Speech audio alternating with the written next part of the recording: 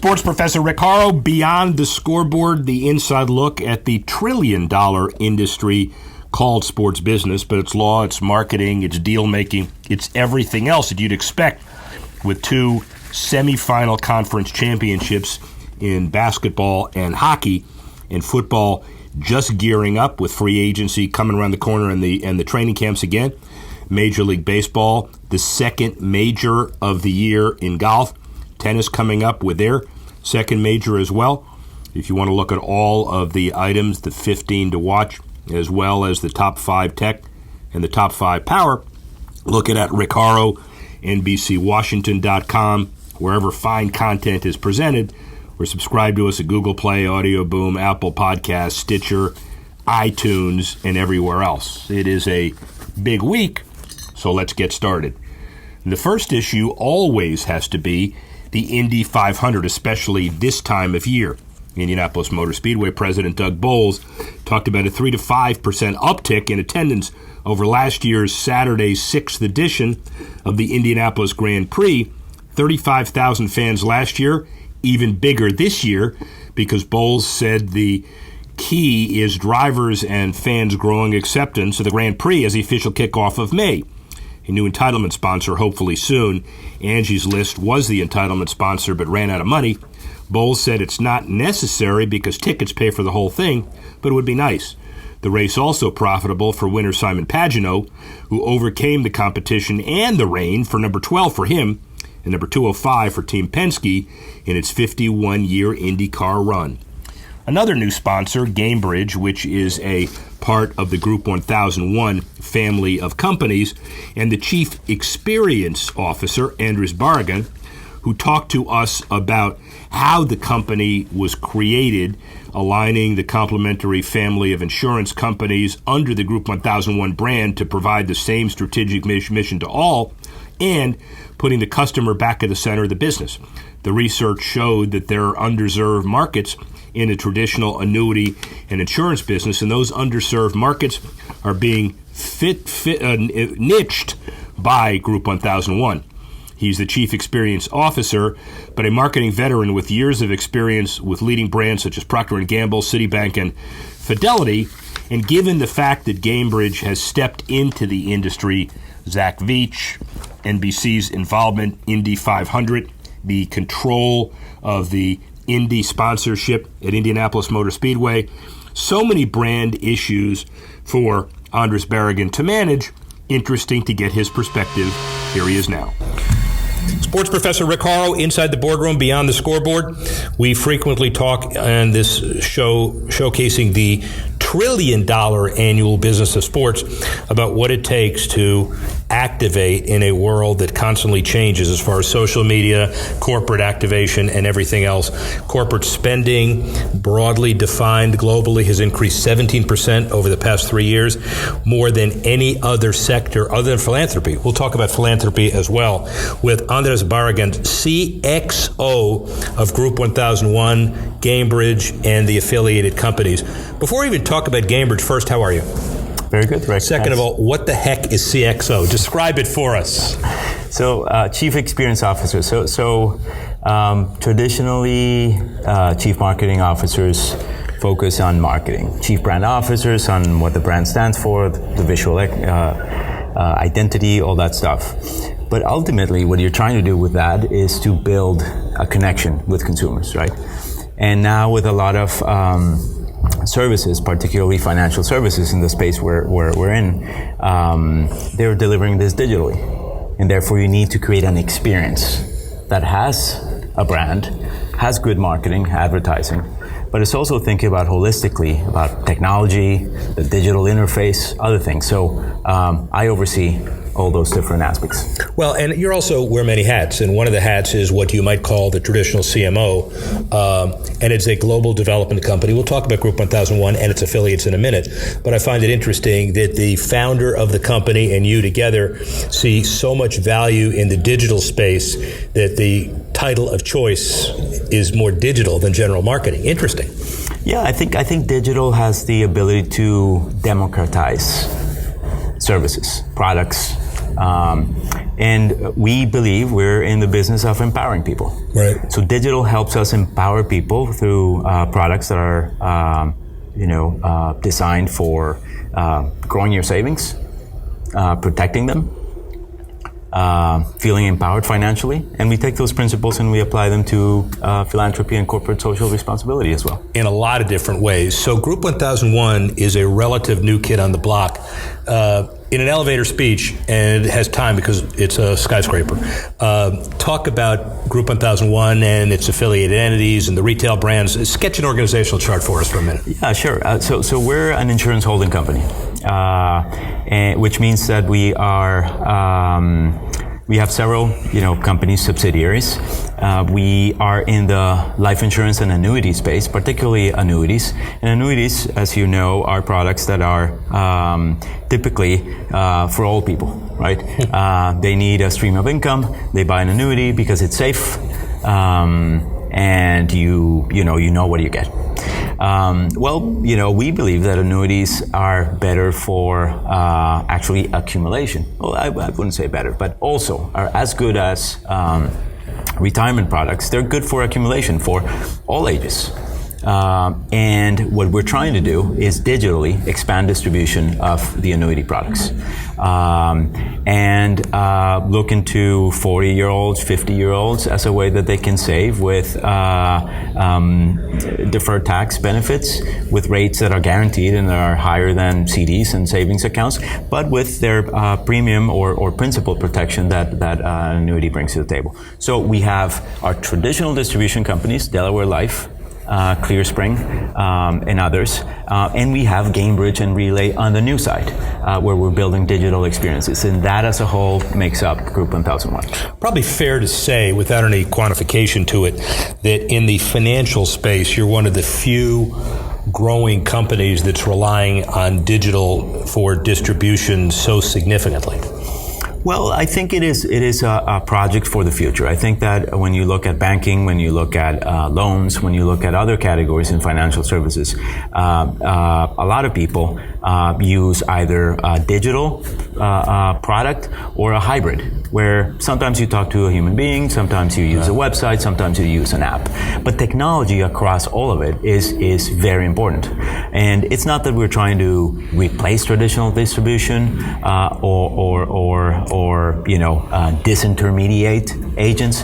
Not at all. We're just bringing in a layer of technology that is making the experience, hence my title, better, more accountable, and with cost efficiencies for us, so that we can pass on those cost efficiencies as higher rates to people. And through simpler products and a digital interface, just make it available to everyone, empower everyone. Empowerment takes many forms. You mentioned simpler product, and it also implies educated consumer, and I assume a smarter consumer is better for you, and frankly, it's better for the industry. Yeah, absolutely. I mean, it's been a decade that we're all been learning more and more. We are better at managing our finances, better at finding hotels, better at finding good restaurants, better at traveling overall, and it's all because we're online. We're consuming content online, we're learning online, we're becoming more knowledgeable. And I believe that, investors should pay attention, or people should pay attention to money. I mean, money and health, right? They're high involvement categories. There's more information out there. There's a motivation to be better at it, and there's the resources to get better at it. So I think definitely the knowledgeable investor will make financial services industry grow and grow through digital service model. Your business model is unique, and you're, again, the new kid on the block. But for a sports business show that this is, you're reaching consumers and moving the needles through a variety of different kind of sports that in many ways is embedded in CSR is very unique. Talk about that a little bit. Yeah. So we have our CSR venue to sort of put out there in the world our principles or our values, right? We believe that people need empowerment. It's infrastructure, education, and the way we can, give back and help the communities in which we operate is by empowering kids, right? And empowering them through sports and education. And therefore, we are involved with a series of partners in doing this, in rebuilding fields, in creating sports clinics, so that kids can learn through sports very important lessons: leadership, working in a team, a sense of belonging, all these things that will help them, give them a platform to stay in school, finish school, and then be, go out there and do their thing with a basis, right? So we invest a lot of time, a lot of money, and with a set of incredible partners. We are in the philanthropic side of things, believing that sports and education provide a platform for communities to, feel empowered. Now, we also believe that sports are a good platform to promote our products. And we have also a couple sponsorships out there with organizations and individuals who share our values of giving back, of working hard, of being methodical and disciplined. Who are they? You can do it. Tell us who the sponsors are. So we sponsor Zach Veach, an Andretti driver, IndyCar Andretti driver. He's the epitome of hard work and discipline and being steady and consistent. We also have a sponsorship with DC United, and we're looking into other avenues. I mean, the investor that we're catering to loves sports, and we believe in sports as a force of change in the community. So it all fits together really nicely. And it fits together on the calendar as well, because the real coming out in many ways in the sports space is an Indianapolis-based company, founder based in Indianapolis, and the Indy 500 and the Indianapolis Motor Speedway. One of the first things that you started philanthropically is to sponsor an LPGA event called the Indy Women in Tech Championship, which basically fueled a lot of women tech training programs. Talk a little bit about that. I mean, first of all, I think I can't believe I forgot to mention that we're sponsoring the Indy 500 race. Well, that's why I'm here to ask you those questions. They're called, by the way, leading questions in the industry is what they're called. Yeah. So I mean, obviously Indianapolis-based, so we have roots in Indianapolis, and we are involved in the community there. We've been involved in golf with the Indy Women in Tech Foundation. We've sponsored a golf tournament. We also sponsored events in the city, and this is, by the way, this is all back to empowering our communities through education, right? So we have STEM events that we run with kids in conjunction with Indy Women in Tech event that we run. So our involvement goes deep, and we believe in our local roots in Indianapolis. And one more other piece, as far as the specifics of CSR, you believe that empowering kids takes a lot of forms. So obviously the training important, and that's what the Indy Women in Tech and Kids in Tech does. Fields and Futures in Oklahoma, where you've actually developed a field program, also the alliance with Cal Ripken to build 10 fields across the country. So you and Zach, who has an incredible message in and of himself. So all of these messages, which I guess come back to empowerment at the core, are expressed in different ways.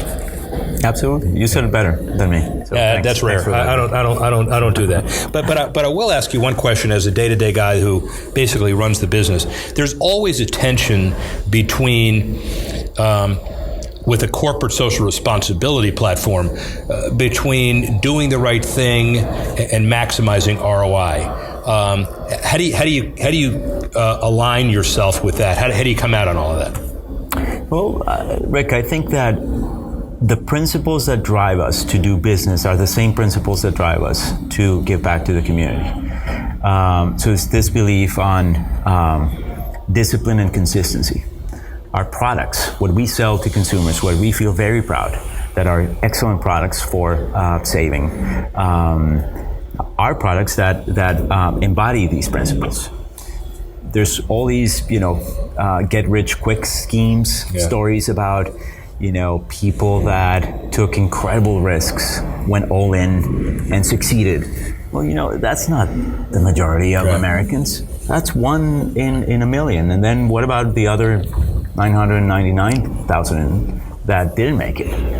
Really, America is about consistency, discipline, and staying the course, holding the line. That's what we do with our products. Those are the principles, the same principles of consistency and discipline that a guy like Zach Veach applies to driving a race car and winning races. It's the same principles about providing this platform that give kids a way to apply themselves consistently against something to, raise their game. So honestly, Rick, we do this because we believe in it. It's obviously good for business. Consumers want to be able to relate to a brand, and they relate to brands and companies that do the right thing and that share their values. So I think that we believe in empowerment through consistent, disciplined, hard work. Our products empower that mentality. All our efforts in philanthropy are about that. So I think it comes relatively easy. And then finally, every business and leadership book you ever read talk about the the leader of the organization, creating the vision, nurturing the vision, implementing the vision. Dan Towers founded this organization, and it's been a meteoric rise in the organization itself. But what's it like following his vision? I think we have clarity in terms of what we want to do. We know what we're good at. We know what we need to get better at, and we're building capabilities and consistently going after them while retaining flexibility of a small organization. We're not a bureaucratic organization. We're not siloed. We have constant communication. We work well together. So Dan and I, we work excellently together. We're aligned on what we're going to accomplish, and it's great working with him. Well, and it's a wonderful organization, a wonderful vision. And I will tell you, in the 900 years that I've actually been doing this is the first CXO I've ever interviewed, and it may be the last, but not because you don't deserve it. Dan, it's a great vision of Dan's, and of course, Andres Barragan, the CXO of the Group 1001 family of companies. Thank you very much. Thanks, Rick. Well, really important stuff, not just because of what Group 1001 is doing, but the thought process that they're using to make these major decisions. And by the way, it's not just, obviously, ROI. It's doing great by doing good, which is also really, really, really important. Golf tournament that they have is in Indianapolis, year 3 coming up. But another golf tournament, which is big, ahead of the PGA Championship, Tiger Woods going for his second in a row. Hard to say that for some people, great to say it for most. But the PGA of America making a landmark investment of $2.5 million over the next 5 years, PGA to reach to incubate and grow the PGA Works platform that's designed to diversify the golf industry's workforce. The PGA Works Collegiate Championship, held at the PGA Golf Club in Port St. Lucie, May 9 through 12, and they're representing the industry's workforce as much as they can to maximize diversity. Golf, as we know, an $84 billion industry, and PGA Works programming generates significant awareness of careers throughout the game while helping to diversify the workforce so it mirrors America. Good for golf, good for the PGA, and good for the majors with Tiger coming up. How about hockey? This year's Stanley Cup parity is the world Commissioner Gary Bettman envisioned when the league instituted the salary cap in 2005. AP says that all 4 division winners have been eliminated, but Bettman prefers to call it competitive balance, and the thing he trumpets most about the state of the league. Not a lot of national buzz when Raleigh and Columbus meet in the Eastern Conference Finals, and absent a potential Bruins Sharks Stanley Cup final, some combinations don't exactly sizzle for those who aren't avid fans, but NBC reported the highest first-round ratings in the network's history, and if more big markets go out, the interest could wane in certain contexts, but many other positive factors besides ratings. In Raleigh, for example, according to insider sources, thanks to their playoff run, the Hurricanes already sold over $3.5 million in new ticket business for next season. Good for them. And in case you didn't notice, the defending champion Washington Capitals will not be defending, but they raised more than $2.5 million for charity this last season. Capitals charitable arm, the MSC Foundation, partnered with Kaboom to do a new playground at Bright Beginnings. The team helped Hunter Shagar's Make-A-Wish dream come true as he walked the red carpet with Alex Ovechkin in October, while the team's casino night raised over $400,000 for the MSC Foundation. Ovechkin scored another goal as he skated with and taught more than 80 players from the American Special Hockey Association. Beyond these highlights, the team stepped up to fight cancer, inspired young women to play hockey, and the military, and more. MSC Foundation hyper-involved all year with nearly 40 different charitable endeavors. This proves how athletes, staff, and owners play a role in the philanthropic success within sports. How about basketball? What a bunch of Game 7s, and now we get to the conference finals. #sports. Denver Nuggets center Nikola Jokic was instrumental to a huge increase in subscribers in his native country throughout this season, evident by a 400% spike in subscriptions in Serbia. When the playoffs began, 60 players from 29 countries were represented. Now international players such as the Bucks Greek Freak continue to draw eyeballs from abroad, and the NBA obviously better for it. And it's not just the women's side, or the men's side of basketball. Phoenix area Poet buys the upper deck for the Mercury opener in Phoenix. Poet Christopher Owens, also known as Truth Be Told, purchased an entire 7,000-seat upper level at Talking Stick Arena for the May 31 opener, and the tickets at a discount for $2 to $5 through his company Culture Phoenix, with the goal of having a sold-out arena for the nationally televised game. Owens seeking sponsors to buy 50 ticket packages at a bargain of 100, so 50 girls basketball teams and their families can attend. He's also selling single tickets at 5 and 3 ticket package for 10, and he donates 15% of whatever he makes to the School of Hip Hop PHX Phoenix. Good for him. Let's talk baseball. MLB laid out promotional plans for the London series. In 2019, the Red Sox face the Yankees this June 29 and 30. London Yards, an interactive baseball cultural festival, and the MLB and Little League International have also invited 4 Little League under-13 baseball teams based in London to compete in a small friendly tournament at Play Ball Park. And by holding games that count in Japan and now in London, MLB joined America's other pro sports leagues in exporting a real product, not just a soft serve exhibition, with the goal of attracting more and more fans. And by the way, MLB continues to expand, but also minor league baseball with content, including 15 local and 3 national brands. Allegiant, Applegate, BAM joined the network for minor league baseball opening night, and ISM. 20 more stadiums in 2020, Boise Hawks, Salt Lake Bees, and others this year. ISM published 400 pieces of content on opening night, including local and national content and advertising. Several original series went live. Logo Live dives into the unique work of major league or minor league baseball logos, and Better Up traces the youth baseball training evolution. Finally, in baseball, the Minnesota Twins, real significant drop in tickets. They're attempting to discount tickets, quickly sold out. Modest revenue generator helps fill the balance sheets caused by low attendance, problem plaguing much of baseball so far this season, and look for other Major League Baseball clubs to practice this as seasons progress.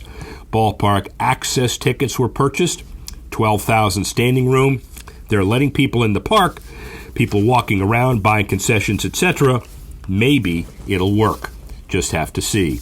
And then finally, the NFL.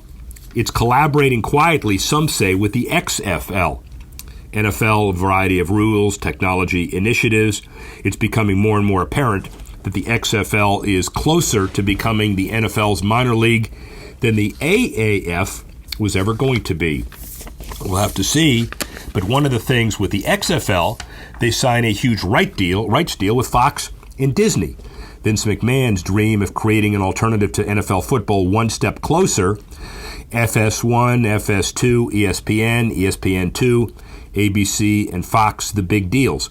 Washington, Tampa Bay, St. Louis, Seattle, Houston, New York, Dallas, etc. And with knowledge of the past XFL shortcomings, McMahon and the executive staff have taken their time to strategize and properly lay down the foundation for a successful football league. And then finally, from the NFL, it's not just on the field. Patrick Mahomes spreads his arms for charity thanks to partnerships with Omaze and Madden 20. The charity utilizes video games to raise money for Mahomes' foundation, 15 and the Mahomies, through a once-in-a-lifetime experience to play Madden 20 with Mahomes before the game is released. According to Forbes, proceeds from the campaign will go towards serving a variety of underprivileged kids or adolescents fighting chronic illnesses or major injuries. The best part is that almost anyone can afford to make a difference. The $10 entry fee is for all of the cost for this personalized experience with the Chiefs' MVP quarterback. After now being featured on the cover of Madden 20, the young football sensation provides fans an opportunity to meet him in a casual setting and game with potentially one of the best quarterbacks the NFL has ever seen. And meanwhile, Mahomes was also just announced as an ambassador for the new NFL London Academy, football across the pond. Obviously a big week this week.